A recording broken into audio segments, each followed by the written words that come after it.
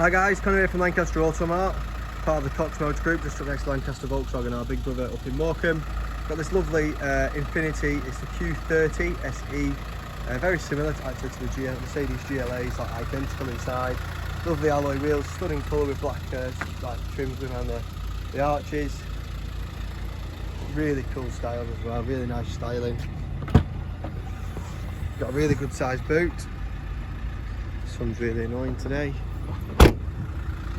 Very nice cloth seats in the back and obviously in the front.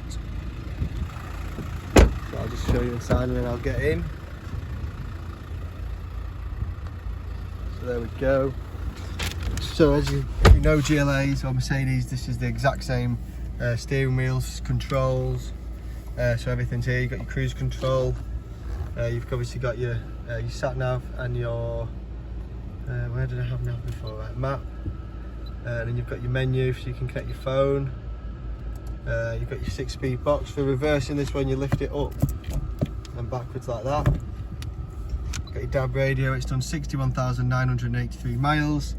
Automatic headlights, controls for your wing mirrors, aircon and your heating, and plus your heated seats are there. And there we go. So guys, cheers for watching and see you soon. Bye bye.